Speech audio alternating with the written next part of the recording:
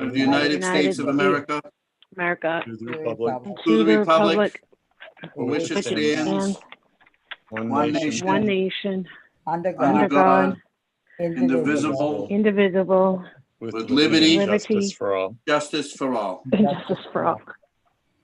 Not after watching the news today, but that's a whole nother story. All right, so roll call of members. Deborah Santiano McHatton, Present. David Etoff, Here, Heather Legere, Here. Joe Lavalley. I know he's here. Where did he go? yeah, he's here. He has. I know, yeah, there he is. I see him. All right, and then Ann Raponi. Here. And I'm Chairman Nick Molason. All right, do I have a motion to approve the minutes from the December meeting? Motion to approve. Motion by Debbie, seconded by I'll second it. I'll second. seconded by David Etoff. All in favor? All right. Aye. All right, so first item on the agenda is continued public hearing for 43 Shawmut Street, 14 by 24 edition. They did issue a file number, which is 0610751. And I know I've seen Paul Finocchio on here. So Paul, if you can just give name and address for the record and then tell us what we're doing. My name is Paul Finocchio with PJ Associates. What we're doing is putting an addition on the side of the existing house, which is a 14 by 24 addition. The building will be on piers and also be the first floor will be 2 feet above flood elevation. Originally, it was going to be a foundation, right, Paul? But we changed it There's to going to be piers. a foundation with the spot vents, but instead the homeowner and the design engineer decided to go with the piers. So it'll be open underneath. Okay, perfect. Any of the commissioners have any questions for Paul? I know we did a site visit on Saturday. It was pretty simple. Anyone have any questions since? I know Councilor Powers is on as well. Councilor Powers, you have anything to say about 43 Shawmut? I Unmute, can't hear John. you, John. You need to John, unmute. you're muted.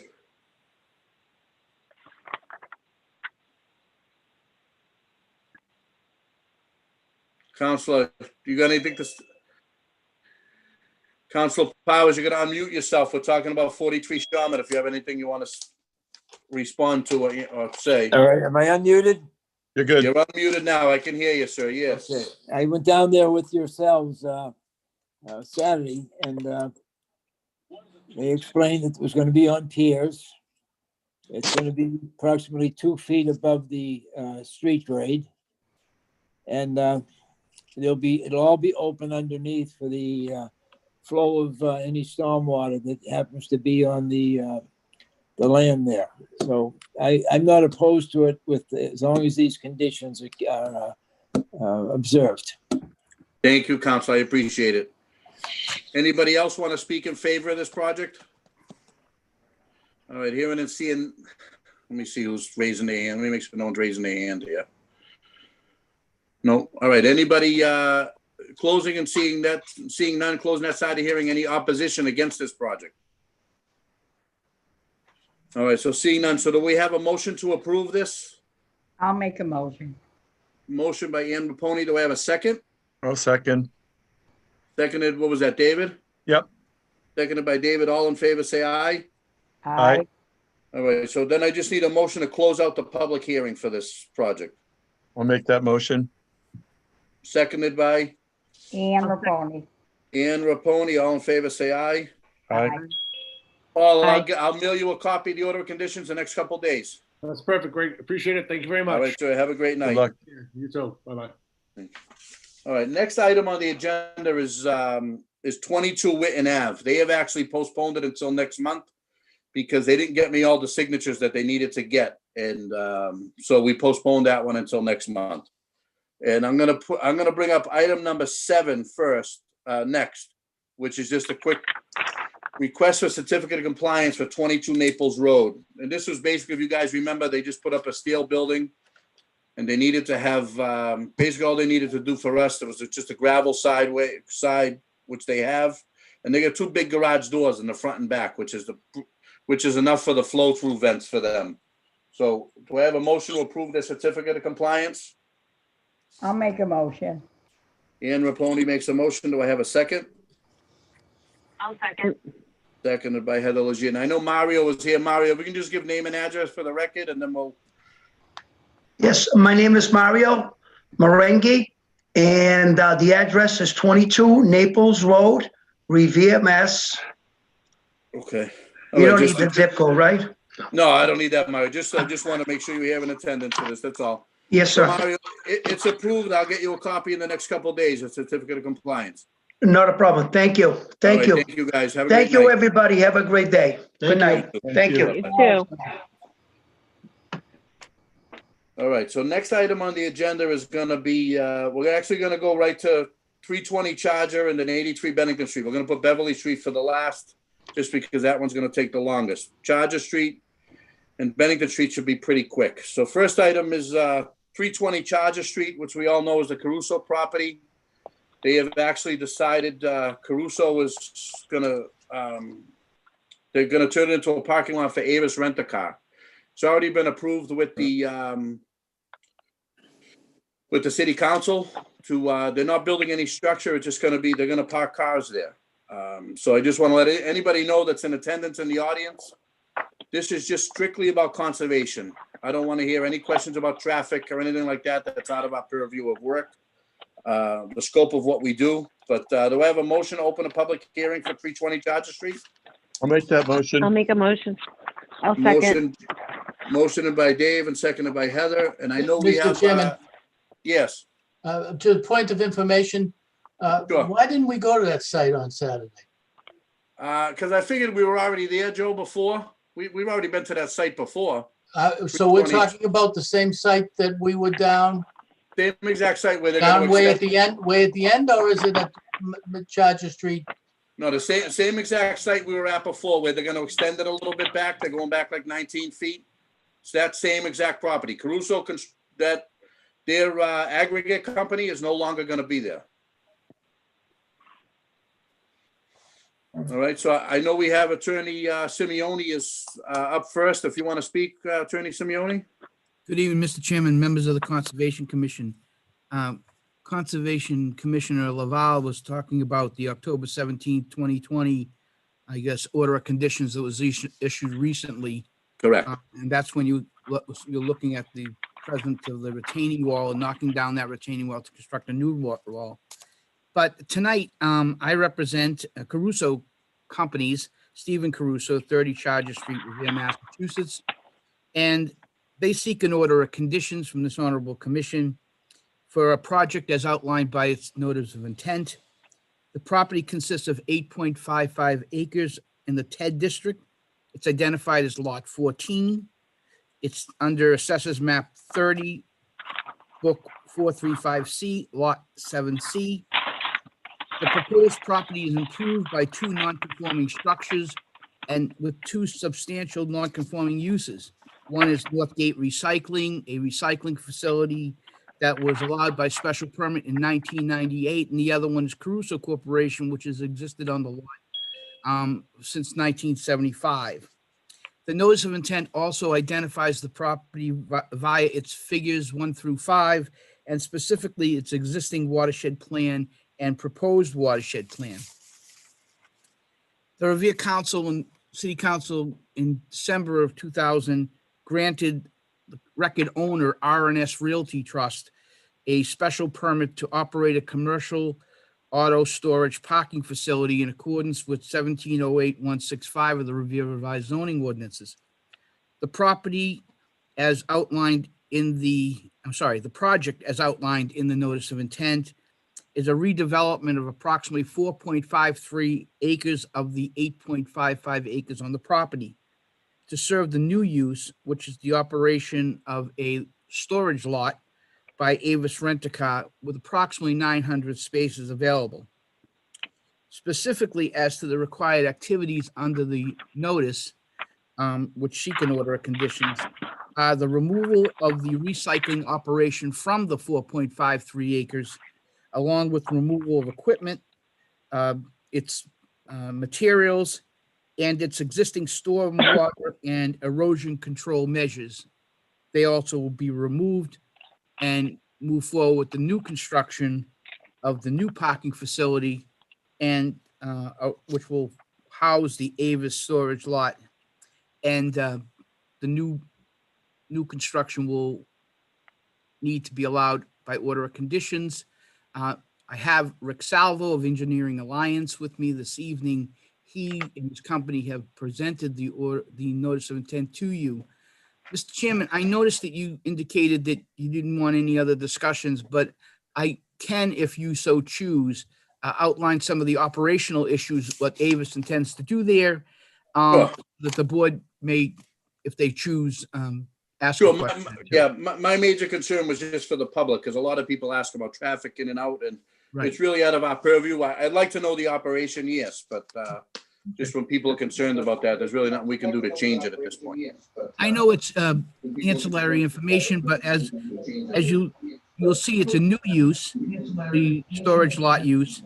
Avis will be leasing it from property owners. Avis leases are long-term leases. They're 10+ years, and they serve as an ancillary parking facility to Avis Logan, which houses 6,000 vehicles, and the storage facility will be 900 vehicles. There'll be 5 full-time employees at the site.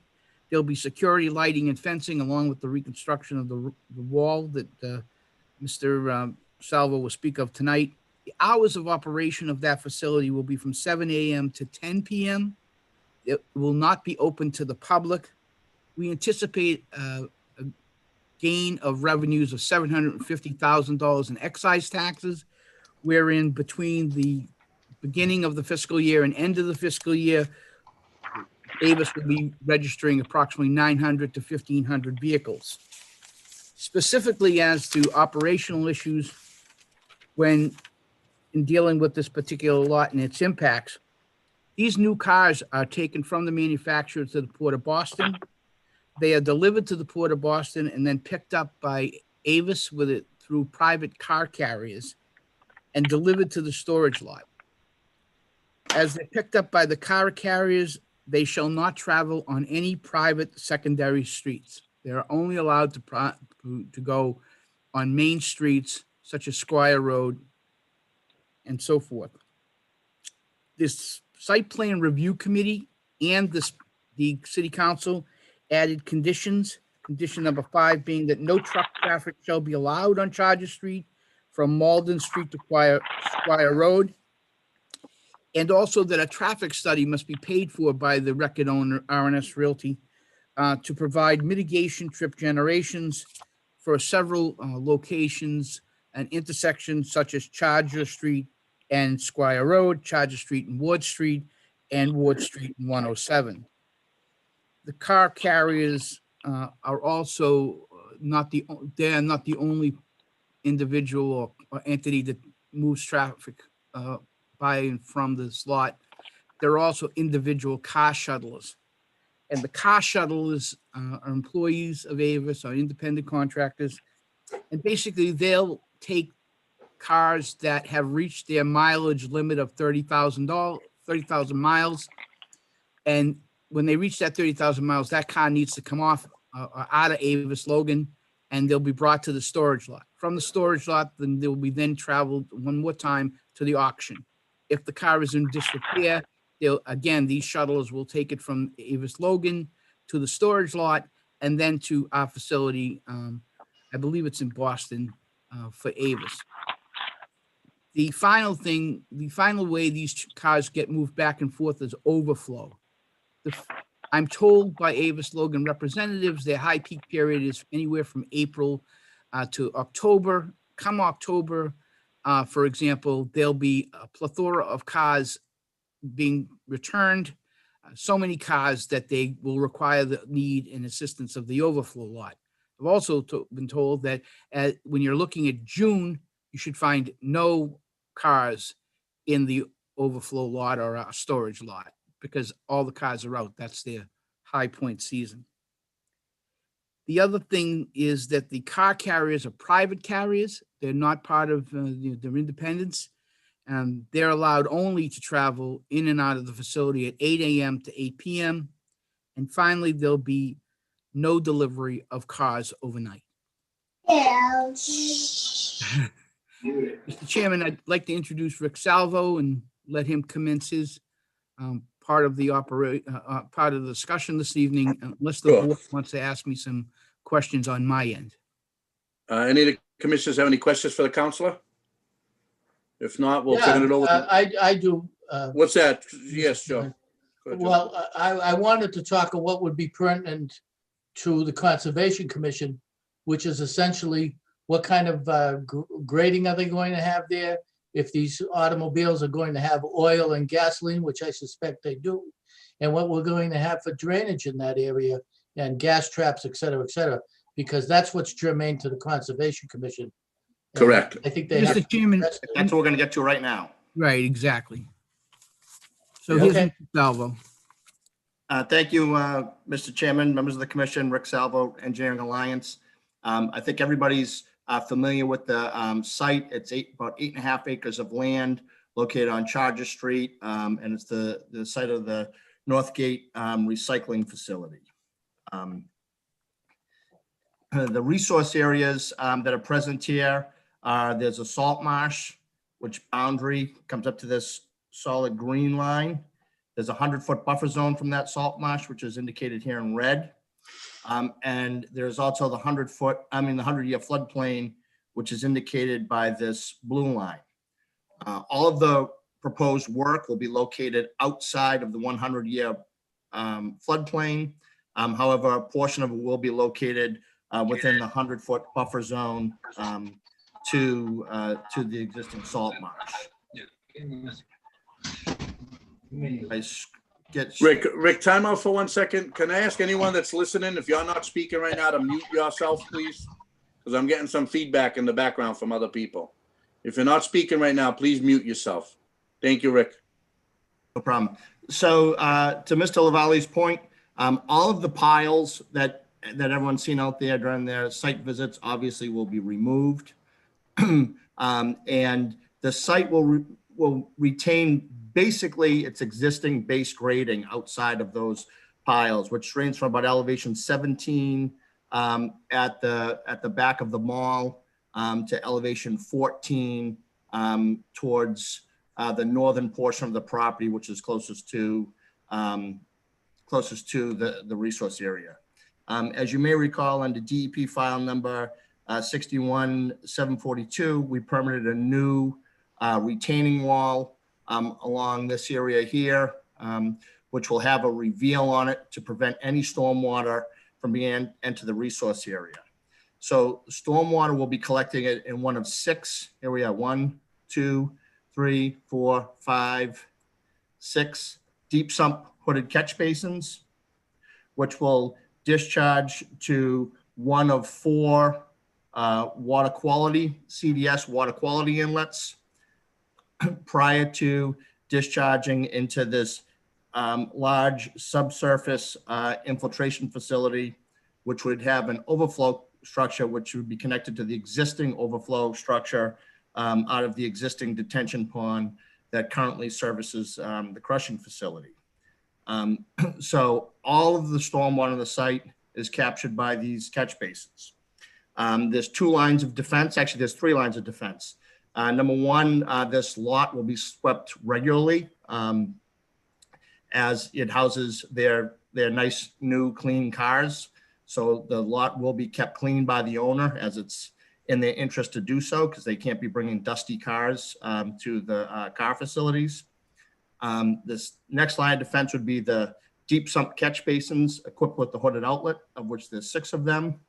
And then the 3rd line of defense would be the water quality inlets, each of which on their own has over 80% TSS removal capability, and have all been sized for the storm events, the 2, 10, 25, and 100-year storm, using the NOAA charts, which is, as you know, is a slightly higher stormwater intensity than the older SCS charts that used to be used.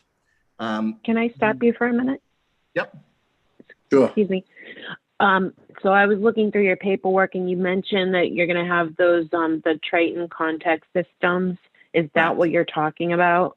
Yeah, contact water quality inlets, that's correct. Okay. And how many did you say? There's 1, 2, 3, 4. So those will clean the water and then will they eject into the marsh? No, they will discharge to this subsurface system here, which if I zoom in on it for you, I know it's a little hard to read, which is 3 rows of 760 linear feet of 36-inch perforated ADS pipe. So that's our subsurface detention / infiltration facility. So that'll infiltrate. Is it gonna leach Rick, into excuse me, the, just point on that. I'm sorry, Heather. Could you point that out, please? I can. Let me just zoom out a little bit just so I can show you to in its totality. So this system right here, if you follow my cursor, are 3 rows, 760 feet long each row, 36-inch perforated ADS pipe. That's wrapped in an envelope of crushed stone and surrounded by filter fabric. So under the DEP standards 3 and 4, there's a required recharge volume.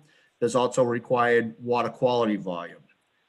The volume that this system holds is about 28,266 cubic feet.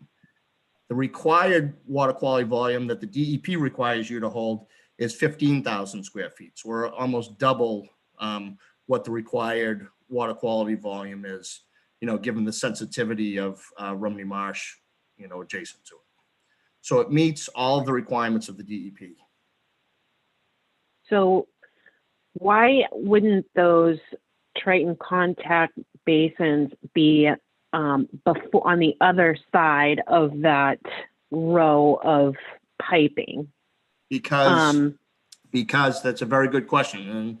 And the simple answer to that is anytime you discharge water to a subsurface facility, you always want to clean the water before you discharge it to that facility. Get all the TSS, temporary suspended solids, out of the water prior to going into the system. Because from there, it infiltrates into the ground. So if the grade of the land goes from, say, that 90-degree corner down towards the marsh, wouldn't the water be It flows this way. It's curved. It flows this way.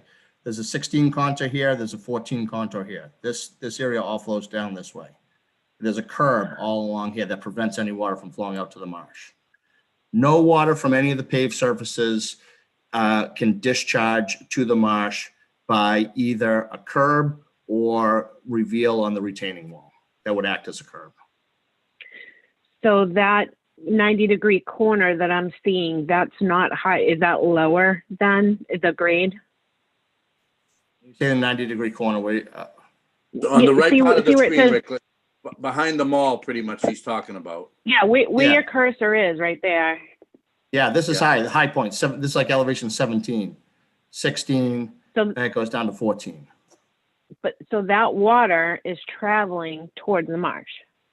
Towards the stormwater management facility, not towards the marsh. Are there drains All along here. One between? drain? No, we're pitching it this way and we're collecting it all along the low edge. We could put drains along the middle, but the water would be flow right by them. The drains have to be at low points. It's low point, high point, low point, high point, low point, high point. Okay, I see. I understand. Okay, I got it. So it's collecting there at the edge, and then it's returning. And then it's discharging back to here, where it can infiltrate. Yep. And then if we get excessively large storm events, this has a weir structure that holds the water back. If it exceeds the volume of this, it would overflow through that outlet control structure, flow through all this landscaping before it met the marsh. Got it. Okay. Anything else, Rick? Rick, when you came before us with the prior plan, we had talked about vegetation in that section. Is that still going to be done Yes. or no? Yep, as a belt and suspenders, it's all this greenery you see on this plan. We carried that same vegetation that was shown on that order of conditions onto this plan as well, just to make sure that it gets done the same exact way. Okay, thank you. Okay, Rick, I have a question, Nick. go ahead, Joe. Yes, please. Rick, did you say what the surface was going to be about yet? The Asphalt. actual surface of the parking area? It'll be an asphalt paved surface. Oh, it will Is it be good? asphalt. Yep, it'll all be paved. No more. So you know, in the grand scheme of things, you know, there'll be no more chance for dust, erosion, or any of that stuff heading towards Rumney Marsh. This will be a much cleaner operation. And but I'm surprised there's no concern about having bituminous material back there. No. I mean, what's there now, you've all seen it, is a very densely packed hard pan. You know, it almost acts as a pavement. What's there now outside of the piles? I mean, it's driven on by 80,000 plus pound machines on a regular basis. It's as I understand that, but obviously you can't have that kind of surface with cars that it just be. No, with the cars, it'll be all over the place. Yeah, it'll be a paved surface. It'll be much cleaner operation. We do have all the belt and suspenders there for any kind of oil spills like you alluded to. But what I will say to you is the vehicles that are coming here now come, like as Attorney Simone said, come brand new from the Port of Boston. These are all brand new vehicles. I don't think these vehicles are kept more than a couple of years, so they're never more than a couple of years old. And I'd submit to you, if you compare that to the trucks and the machinery that has a far greater propensity to leak, and if they do leak, they hold quite a bit more fluid than vehicles hold today. There's a much greater risk for there to be some kind of a spill there under the current condition that has no stormwater controls other than a small detention pond over here, as compared to this facility, which has basically nine opportunities to capture any kind of oils before it could find its way to the marsh and store it and hold it in a structure. And could you explain the maintenance and how that's cleared out?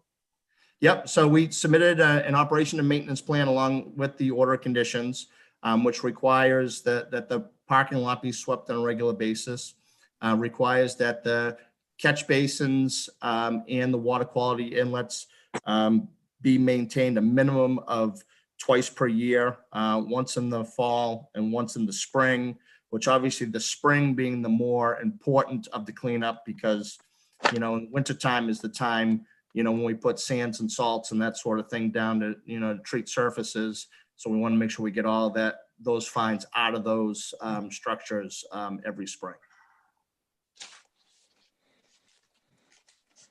And related to the snows, I'm assuming that they'll have some plowing operation. What is the plan for moving that snow? They're not gonna like simply front end load it over the retaining wall into the marsh. No, they won't be against the law to permitted. do that. Yeah, they won't be permitted to. They'll either have to haul it out of there, or they'll have to sacrifice a portion of their parking lot where they won't be storing cars during that time to store the snow outside of the 100-foot buffer zone. And just a point of clarification, so there's not going to be any fueling operation at this site? There's not going to be any like oil change kind of thing, like minor maintenance? No. Nothing. It's basically just all storage. All right, Yeah. thank you. And it's important to note too, as Attorney Simone said, this is 100% run and managed by Avis employees. There'll never be a situation where a member of the public will be coming onto this. This is all employee controlled. Okay. I read through the maintenance plan and it looks pretty good, and it holds the owner ultimately responsible for the maintenance, the care and maintenance of the contact systems. And just through my experience, I've dealt with these a lot. I would say that it was thought through pretty well, as long as they stick to it. Yeah, I mean, the name of the game is to maintain the catch basins and the contacts. As long as those are maintained regularly, this subsurface system will last forever. And these are pretty simple to maintain. A vac truck comes in twice a year and just sucks the debris out and moves on. Okay. Thank you. Any other commissioners have any questions or anything? Rick, can you unshare your screen? Because I can't I get sure it down can. now. Thank you, buddy. Yeah, I was Any just other wondering- commissioners have any questions? I do, Nick. I just Sure. wondered, you mentioned that there won't be any maintenance. There'll be no oil changes on the site. The Correct. vehicles coming in are brand new cars. Will you have a car wash there or that will be off-site? Yeah, that'll be off-site. We won't have a car wash here. Thank you. So no maintenance, no car washing, brand new cars come in and then they go to the Correct. wherever. Okay, thank you. Anyone else want to speak? Bob Mr. Chair- O'Brien? Yes, Mr. Chairman, I'm Bob O'Brien. I live at 10 Ocean Avenue, and I'm Chief of Planning and Development for the City of Revere. As has been indicated, this project has been approved by the City Council with the support of the city administration. Both on that occasion and tonight, I think both Mr. Simone and Mr. Salvo have demonstrated that the impacts, environmental and otherwise, are actually a considerable improvement over the existing condition. And we support this project fully and support your approval of this order of conditions. Thank you, Bob. All right, any other commissioners have any questions or anyone else want to speak in favor of this project? All right, hearing and seeing none. Anyone in opposition of this project? Anyone opposed to this project? I think Gail Miller wants to speak. Gail, give me a second here. Let me figure out how to. Can you hear me, Gail? I don't know if you're muted or not.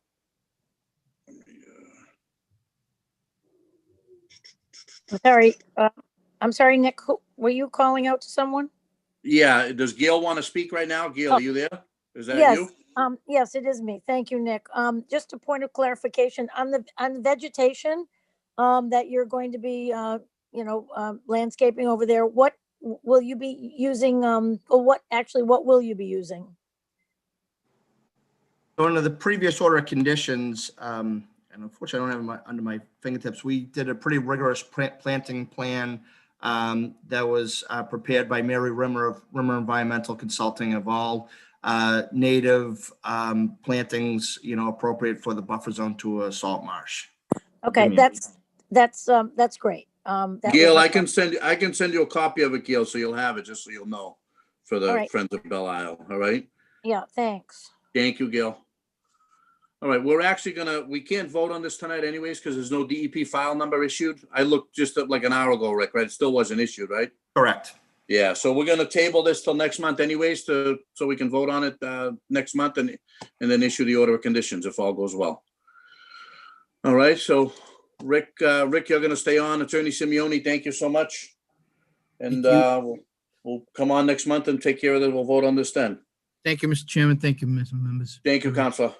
Bye-bye.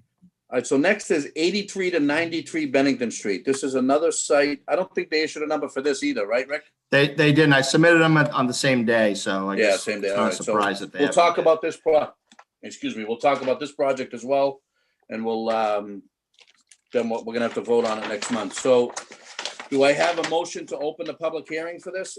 I'll make a motion. Motioned by Ann Raponi. Do I have a second? I'll second. Seconded by Dave Etoff. All right, Rick, if you can take over, that'll be great.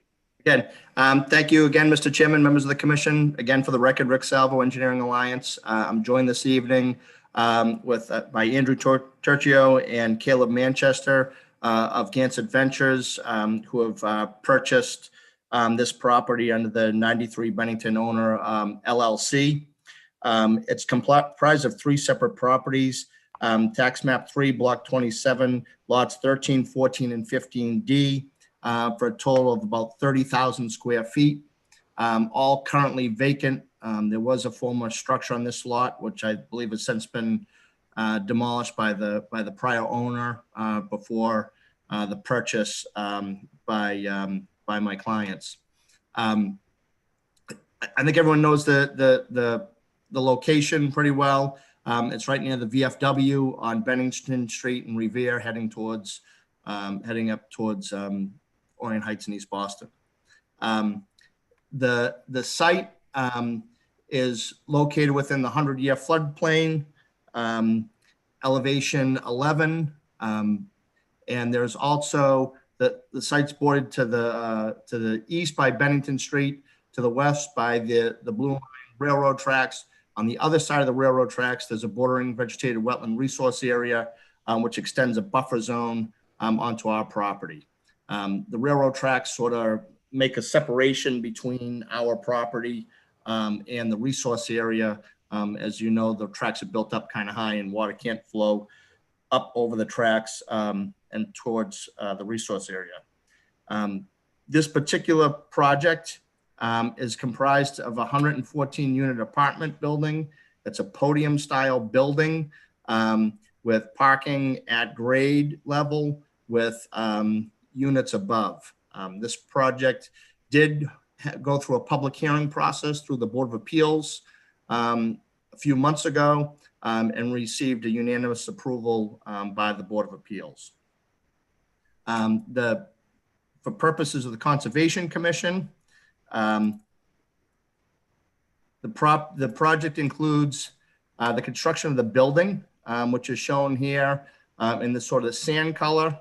All of the parking is located underneath the building footprint. In the rear of the property, as you can see here, although the cars enter from underneath the building, there is a row of parking that does exist outside, but it's all accessed from inside the building. We're proposing to set the slab elevation at about elevation 7. The grades on site range from about 5.5 to elevation 8, so it kind of splits the difference of the grading. So there's a small fill in this area and a small cut over on this side to create a balanced site. The living space would be up at about elevation 17, which would be about 6 feet above the base flood elevation. There'd be one-way circulation through the site where you would pull in, drive underneath the building, pull out on the other side. We'll also be performing utility connections, sewer service connections, gas connections, domestic water, and fire service connections. The way the stormwater is handled, there's a low point prior to the exit point of the garage, which stormwater would be captured with a trench drain right here, which will flow through a CDS unit to a subsurface detention facility that flows along the back. There'd be roof drain connections into that subsurface system and 2 low points along the rear of the property, which would capture stormwater flows in deep sump-ported catch basins, discharged to a CDS water quality treatment unit, and ultimately into the subsurface system. We did create an overflow that would flow out of this system through an outlet control structure and connect back into the closed drainage system located within Bennington Street. Again, the stormwater systems been sized to handle all the requirements of the DEP stormwater regs, especially standard 2, 3, and 4, as well as the 80% TSS removal requirements. So it's a very similar system to what you saw in the previous design, just on obviously a much smaller scales. This is only a 30,000 square foot lot. To give you an idea what it'll look like sort of in the grand scheme of things, this is the existing apartment building across the street from the VFW. There's another existing apartment building here. This will fit right in between the two of them. MBTA railroad tracks along the back. This is the BVW that we're in the buffer zone to. And obviously the whole site is in a coastal floodplain known as land subject to coastal storm flowage. Just to give you a sense of what the building would look like, this is sort of an early rendering of what it would look like with a podium level, small retail spot on the first floor, and then residential units above, all way above the 100-year floodplain. So I think with that, I turn it back to the commission for any questions or comments that you have.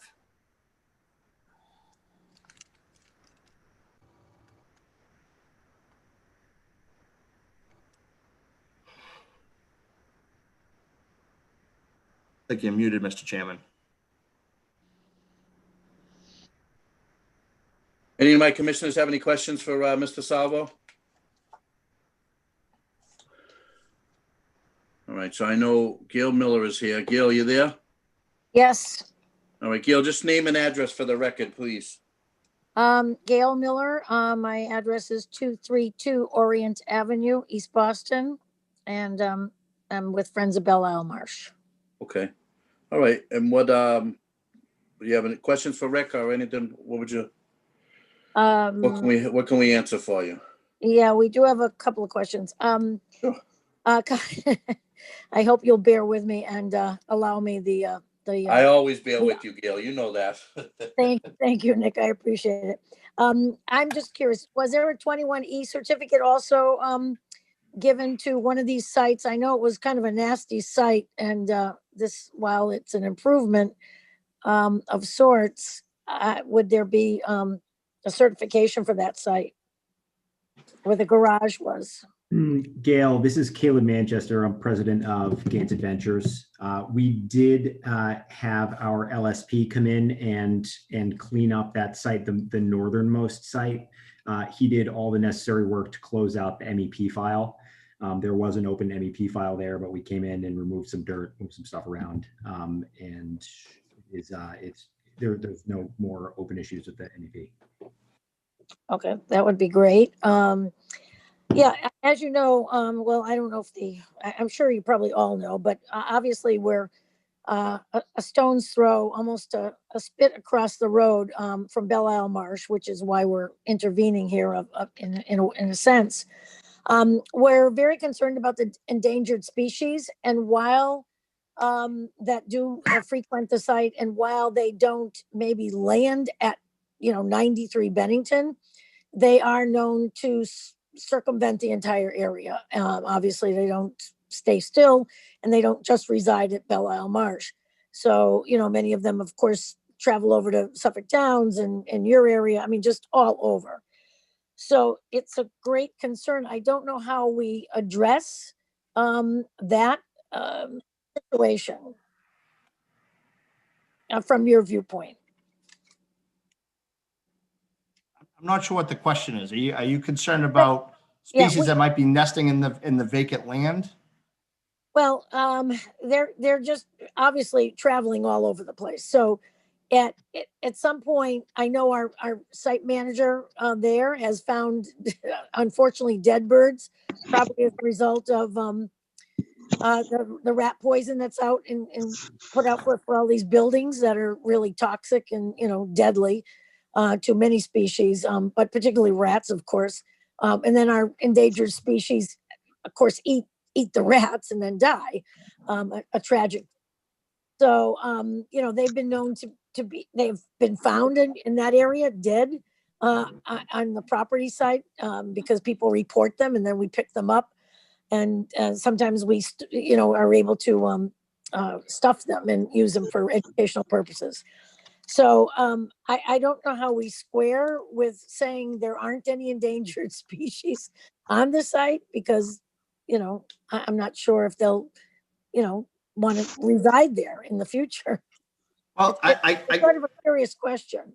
Yeah, I mean, I guess what I could say to that is, well, for one thing, it wasn't mapped as a site, but that doesn't mean that there's not species that enjoy some of the habitat that's there. So, I guess to that end, we did provide landscaping piece along the back with some trees and shrubs and some green space, and also a series of trees along the front of the property, which would provide certainly some form of habitat for those animals that reside on this property or hang out on this property to continue to do so.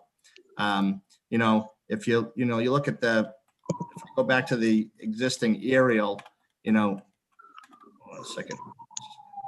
Things going on here. There we go. I go back to the first area. There we go. As you can see from what's there, there isn't a lot of great habitat there to begin with. Yeah, and what is there is obviously going to be destroyed on the downside. So we're going to lose a lot of habitat. keep in mind that there's a big swath of pavement in here. There's a big swath of pavement in here. There was a building here. You know, this is sort of redevelopment. It's not like we're taking a piece of land that was nicely wooded that had a whole lot of habitat Yeah. and tearing it down. But I hear what you're saying. Okay, I think if you don't mind, we can revisit that. And I don't know how the, Mass Endangered Species Act would apply necessarily to an adjacent property, sort of, to the marsh. So, Yeah, this particular site wasn't mapped. There were no Yeah. known habitats. okay. No, or I any- I get that it isn't, like fully vegetated and all, and hasn't been, because we try to know our properties around. The other question I had was, as you know, or probably you don't know, this has been designated an important bird habitat. And as such, we've documented, of course, 200 and some odd, 60 some odd species. And it's a migratory route, of course. And I think our real great concern is with lighting, which affects the bird migrations, and is also they're also impacted by windows. So whether there is some kind of treatment that can be applied to windows, because what we have is bird strikes hitting the windows, and we've addressed that with Suffolk Downs as well. And so they're aware of that. They're going to address their buildings in the same way. So can we get some kind of commitment to lower the lighting, have lighting facing down, and also whatever the application is that you can provide for the windows? Yeah, so the lighting one's the simple one, because all of the parking for this is underneath the building. So there's no open parking lots with large lighting or anything like that would cause a nuisance. So there really isn't a big lighting issue going on here. Caleb, can you speak to the windows? Sure. I mean, the reality is we're in a very early stage of design. I mean, we've got some conceptual elevations of one side of the building, so we haven't really gotten there. And frankly, I'm not even sure what one would do to address bird issues with windows personally. Yeah, I wish I could cite something, but I know it's either coloring or something. So, If you want to pass me on some info, yeah, we could get it to the architects for this consideration for sure. Yeah. Okay. Fine. I think you have our email address now, since we exchanged the notices of intent, right? Yeah. Yes. Yeah. And I would just want to yield to my fellow board member, Frank, if you have any questions as well from Friends of Belle Isle. Is he on? He's on here too, Gil? Yes. Yeah, hi, I'm on. Okay, just name and address for the record, sir, please. Yeah, hi, sure, good evening. Frank O'Brien. My address of record is the Friends of Belle Isle Marsh mailing address. Maybe Gail knows what that is. Yeah, P.O. Box 575, East Boston. Okay. 2128. Yeah. Yeah, thanks. I appreciate the chance to talk very briefly. I think a lot of it that we sent, and it's mostly a focus on all the flood assessments that our friend Tom and HYM did for their site over in Suffolk Downs, and how I know you guys are going to be building above. And Bennington is such a major evacuation route, as well as kind of a transportation artery in and out of Revere. And then the question too of the in Bennington. Look forward to seeing you guys' responses to that, and appreciate the time spent on the project.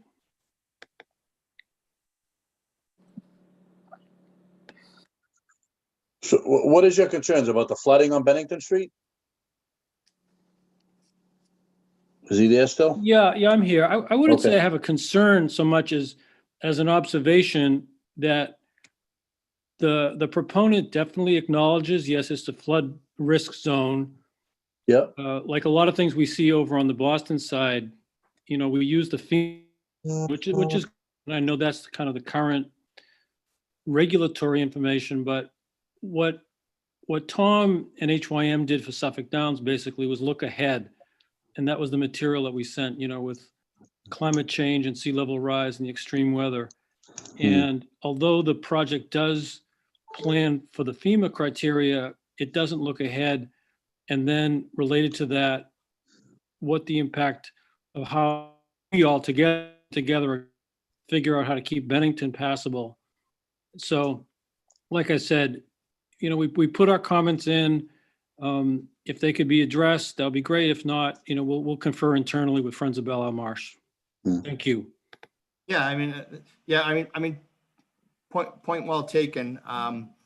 Like I said, our living space is quite a bit above the floodplain. So relative to resiliency, and that sort of thing, I think we're fairly confident. Relative to the passability of Bennington Street, I mean, we're managing all of our own stormwater on site. I mean, we really wouldn't have an impact on Bennington Street. And let's face it, it's a coastal floodplain. Unless Bennington Street is raised, if that ocean flood comes and raises to elevation 11, it's going to raise to elevation 11, whether this site is developed or not developed. I hear the concerns, and we'll continue to communicate with the Friends of Belle Isle Marsh, excuse me, as we want to be a good neighbor here. No, I appreciate that. I mean, it wasn't so much an objection to the project. I mean, it fits in very well with the context of the other two adjacent buildings. It's much more raising the issue that we all have to figure out, which is how we deal with Bennington Street and the flooding that exists already and that's going to be coming. Right. Yeah, I agree with you too, Frank. I think on the bigger scheme of things, I think HYM's impact is going to be much bigger than this one. So I do understand your concern, and I think we'll get it addressed. We definitely will. In his plan, HYM's plan has to allow for future expansion. So they have to build in a certain percentage of requirement, I guess. They have to plan for more development, where this project is just going to be one size and that's it. Yeah. All right. Not to prolong the discussion, but just, and it's in some of the material that we sent in. When we, that is Friends of Belle Isle Marsh, have worked pretty closely with Tom, as we know City of Revere has.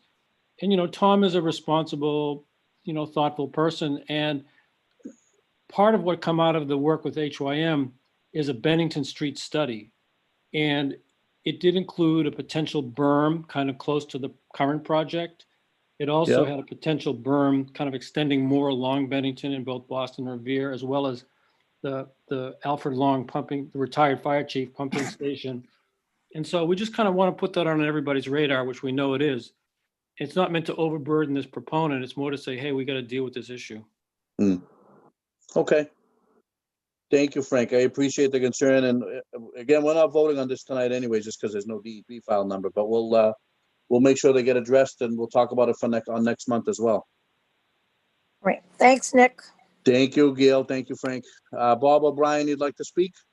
Yes, Mr. Chairman. Again, Bob O'Brien, no relation to the previous speaker or to Tom O'Brien at HYM for that matter. But I live at 10 Ocean Avenue in Revere, and I'm the Chief of Planning and Development. Let me first say that I concur with all of the comments were made by Frank in particular and Ann with regard to the significance of Belle Isle Marsh and the flooding in this area, which obviously goes well beyond this project. I would note, however, that as has previously been mentioned, this project was approved by the Zoning Board of Appeal with the full support of the city administration, as well as Ward Councilor Joanne McKenna. I might also note that this project will be making a fairly substantial contribution to the Community Improvement Trust Fund, which is very likely to be utilized in the improvements to Fredericks Park across the street, which could have some significant benefits for the adjacent Belle Isle Marsh as well. So from all perspectives, including the environmental perspective, I think this project will have benefits for the larger area, including but not limited to the marsh. Thank you. Thank you, Bob. We urge your support of this proposal. Thank you. Anyone else want to speak in favor of this? I have anything to say? All right, so Seeing there's no one else wants to speak tonight, we're gonna continue this till next month anyways, because there's no. Nick, could I DEP. ask a quick question before we Sure, go? Joe, absolutely, Commissioner, sure. Uh, Is the engineer still there? Yeah, here. Rick is there. Rick? Yep. I noticed in the rear of the building, that looks like parking spaces back there, or is that just an access road?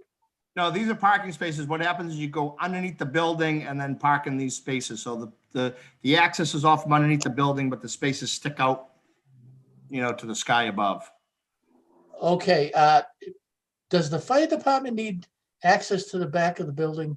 Yeah, we've already had some conversations with Deputy Cheever, and at this point, he seems to be satisfied with the access. He indicated he needed access to 3 sides of the building. And is that a dumpster in the back? No, this is a transformer. All the trash will be inside a trash room inside the garage. This is the electrical transformer. Okay, all right, thank you. All right, any other comments or questions from anybody?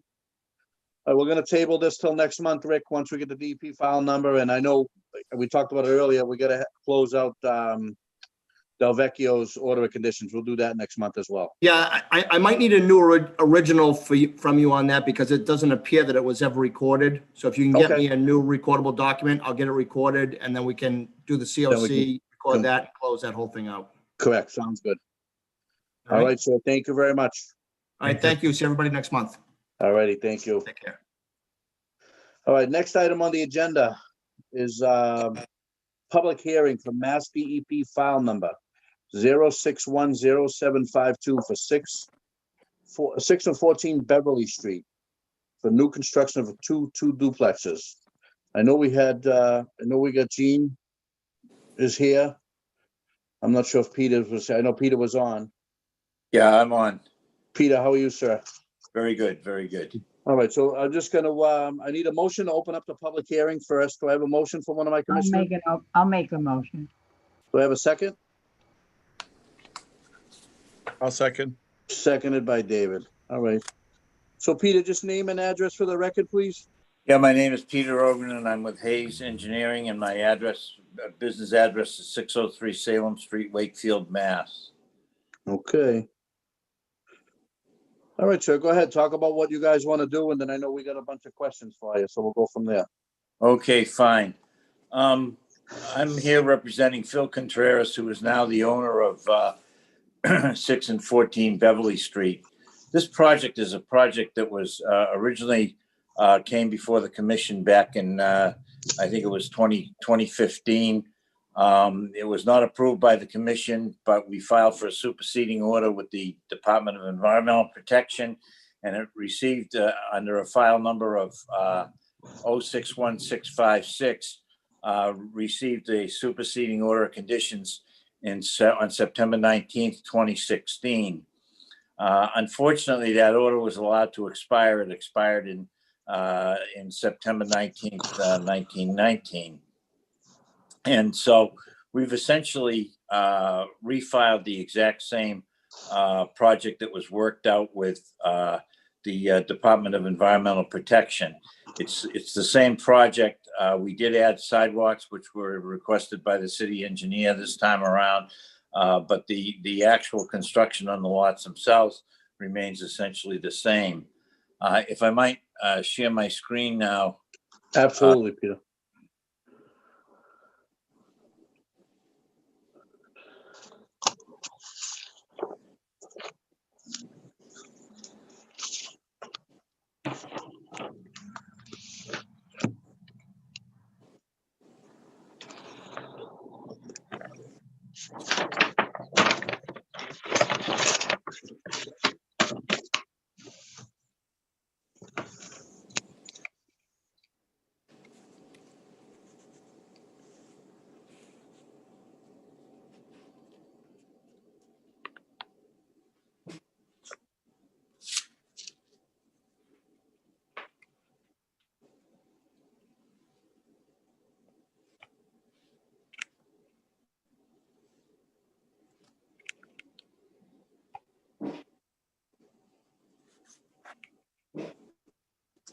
I'm having a little bit of a problem getting it to come up for some reason. Hang on one second if you would bear with me.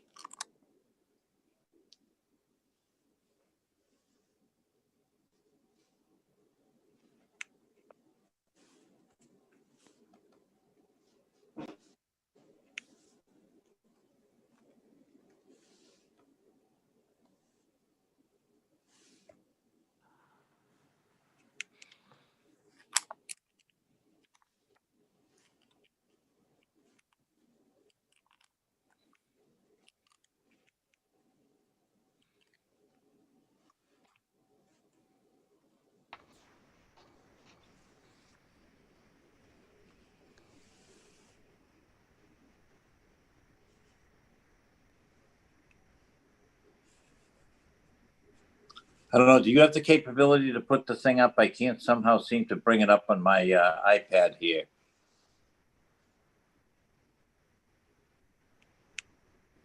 I don't think I can. All right, so I had it up earlier. Give me one more shot at going back and getting the email go ahead. that I sent it on.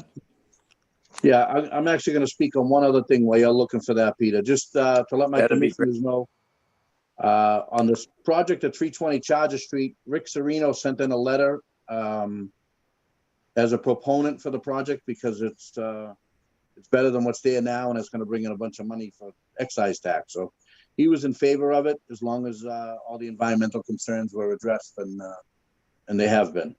So just to let you guys know, and I'll read it at next month's meeting once we before we vote on it.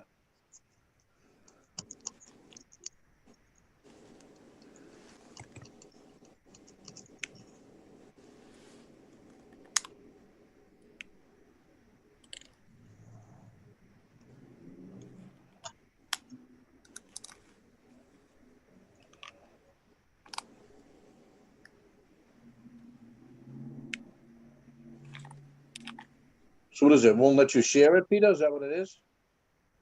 Yeah, for some reason or other.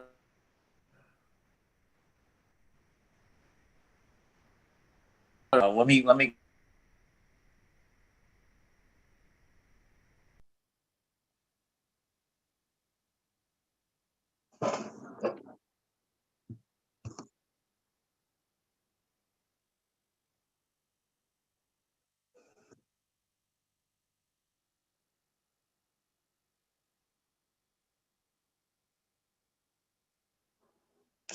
We'll give him a couple of minutes, guys. I think he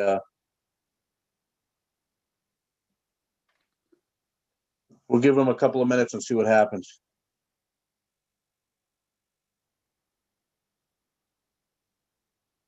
Hey, Nick, don't we look terrible on Zoom? I look terrible in person, never mind in Zoom.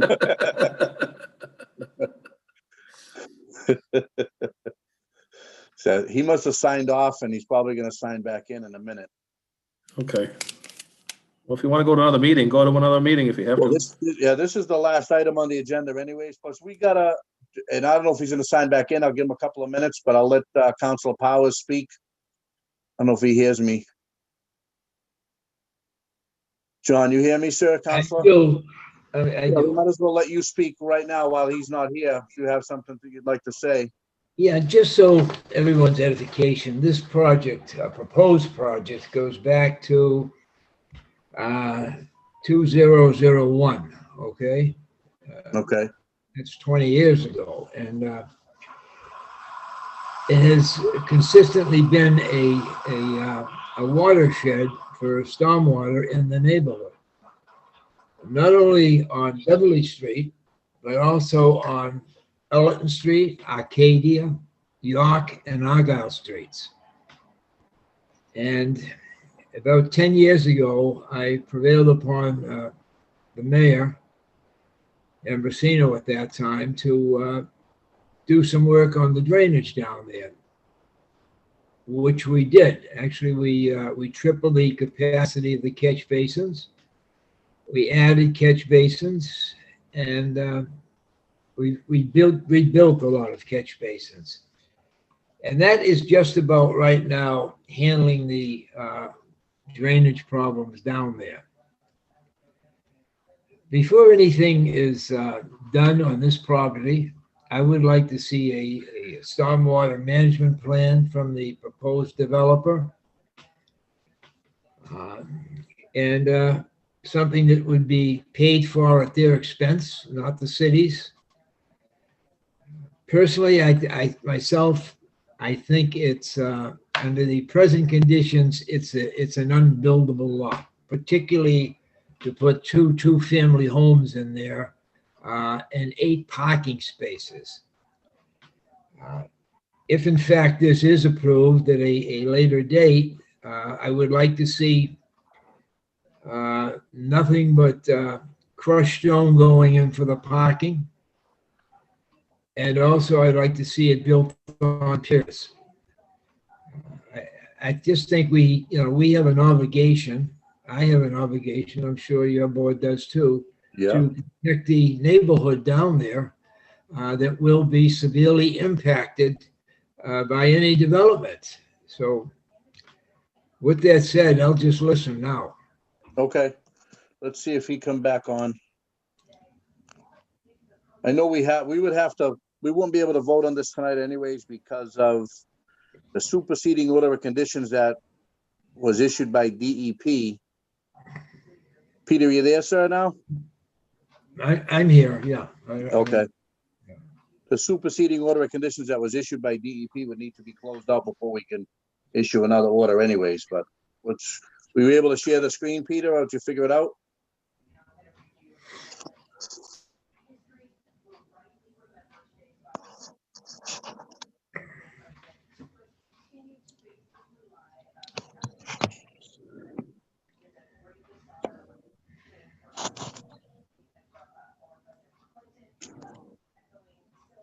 Is Peter showing up as you, Nick? Is he the other Nick screen? Is that how that's working right now? Well, I was signed in from two places, so I'm not sure if that was him or not. Yeah, I don't think Peter's actually. I don't see Peter on there either. Yeah. All right, so Gene, so basically what we would have to postpone this till next month anyways, because we got to close out that DEP superseding order of conditions. That's fine. And at the same time, I've been talking to Nick Rystrom and Frank Stringy about coming up with some sort of a suggestion for down here, because obviously we don't want to flood the rest of Beverly Street. So we want to make sure everything is right. So maybe you can talk to Peter and we can all talk by email, and we're going to postpone this till next month no matter what. So, I fully understand. If Nick and Frank, I mean, this was already, this is my third owner that I've been working on this project with. And John Powers is right. This has been going on since 2001. Yeah. We did finally get a superseding order conditions, and that was expired. That's their fault. And we're starting all over again. So if Peter and Nick and everybody can get their heads together and try to work out something to make you guys happy, we'll come back next month and we'll work on it. We'll go from there. In the meantime, we'll go from there and we'll see what happens. I mean, it's been 19 years now. What's another couple months? Another month. And in the meantime, see if you can talk to Peter or whoever and close out the superseding order of conditions before next month. Why does it have to be closed out? It's already expired. Well, DEP wants it closed out. You still got to file to close it out, even though it's expired. I asked them specifically, and she says, yeah, they would still need to close it out, even though it expired. I am working as a consultant. I am working as a consultant for the new owners, as I work as a consultant for the other owners. So I don't know how much of the project I'm actually going to do myself because I'm so busy. But I'm just trying to keep the peace here. Exactly. I have built on Ellerton and you know me too. I get along with everybody. I want to make sure everybody's happy. No, I know. I understand. Listen, I understand. I've been doing this 33 years. I understand the whole gamut. May I ask a question, Nick? Sure, Joe. Go ahead. Eugene. Yes, sir. When did this new owner take ownership of the property? I want to say roughly about a year ago. Okay, thank you. Actually, there was a permit that was issued, a full permit that was issued under the previous owners, but these people let it expire, and when they let it expire, the order of conditions, the superseding order of conditions expired as well. Yeah. So what happens with that? So the people that own the property now just bought it like a year ago, you'd say? It's roughly about a year ago from the from the previous party who bought it from our previous party. Yeah. Yeah, and then what happens now too, Gene, is because the superseding order of conditions expired, we kind of need to start the whole process again. Whereas that come in front of us. I understand that. We got to start with conservation first. There's no sense in me moving along with the city unless I get conservation approval. If we get that, we'll move it along again. But we got to start with you guys and hopefully try to keep everybody happy here. Exactly. Sounds good. All right, pal. I appreciate it. Excuse me, Gene, can I just have one question, Gene? Sure, John. Now you're in communication with the new owner.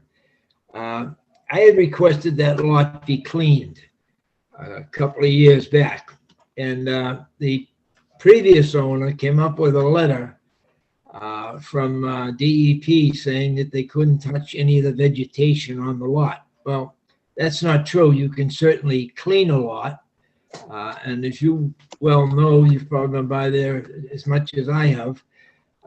The lot needs to be cleaned. It's an eyesore. It's a mess in the spring and summer. It's overgrown onto the sidewalk. And they could perhaps show some good faith by doing that. Okay, I have no problem with, I'd appreciate Yeah, it. Gene, I don't need to, and I'm not worried about ripping the trees out of there because we can't do that right now. But people have been dumping stuff down there, so we can get rid of this. I agree, and there's also something I don't think anybody's even noticed. Since I've been involved in this project, that gigantic willow tree is dying. Yep. It's limb by limb by limb. And what that tells me, as someone that's worked in wetlands for all these years, is that the lot is drying out every year more and more and more. Other than that, the willow tree would not be faltering. Yeah. Take a look at the willow tree. It's something that probably should come down in the near future, so it doesn't affect anybody else. So even if you guys can clean the lot up for us, and I don't know if we got any branches hanging off that willow tree that are going to cause No, problems. they've been just falling on the ground. The willow tree is I'm going to say in the last 5 years, it's a fraction of what it was, and you guys should take a look at it just so you know. Yeah, I know we were there Saturday. So if you guys can get the lot cleaned up in the meantime and cut back some of that willow tree, so instead of letting it fall, let's cut it down. Not under the ground, obviously, not the earth, but just cut down whatever we can. You know, that'd be great. I will follow that up with Peter and the owner, and hopefully they'll act on it. Sounds good. I appreciate it, sir. Thank you very much. Thank you. All right, pal. Thank you. Okay, good night. Good night, John. Nice seeing you. Good night. Thank you. Excuse me, Nick, I'd like to say something. Sure, Ian, go right ahead. I'm quite familiar of this property that we're discussing right now. Has been before us more than once. Oh, absolutely. Yeah, absolutely. John, Councilor Powers points out that it's been an ongoing issue since 2001. Correct. And I and Joe Lavalley and probably a couple of others, members of the committee, have had this in front of them. And I know it's at the time that this was brought forth, it was an unsolvable situation. So I'm hopeful that this new owner and the gentleman that's at the podium speaking about it, I hope that they can come up with a solution, but it's probably not going to be an easy task from the experience I've had with it being brought forth before us in the past. I'm very familiar with the location and the problems that exist. So continuing it is a good idea, and I'm hopeful that it can be resolved. All righty. Thank you, man. I appreciate it. If it was an easy process, there would have been houses up there 20 years ago. Well, there should have been. We wouldn't be here right now. Exactly. Thank you. Sir. Good night, gentlemen. Good night, ladies. Good night. All right. Commission, that's it. That's all we have for meeting. Do I have a motion to adjourn? Motion to I'll adjourn. make a motion. Motioned by David first, and seconded by Heather. Yep. All in favor? Aye. All right, guys, ladies, Aye. good night. Thank you so much. Thank you. Bye-bye. Good night, Heather and my friends. Good night. Good night, Ian. Good night, my dear. Yeah. Bye, guys. Hit the leave button, Ann. Leave. Leave button. Who can find it? Go to the bottom of the screen. Yeah. To the right. You'll see a little pop-up to the right. Is it a blue background? No, you'll see something kind of pop up on the bottom. Take your little cursor and bring it down to the bottom of the screen, and you'll see a red button on the right. It says leave. There's no red button here. Okay, do you have an X button? How about you hit an X button in the top right-hand corner of your screen? That's where I'm going. That's my best. Okay. Bet. X button on the upper right. Here we go. Okay, bye-bye. Bye. I see you.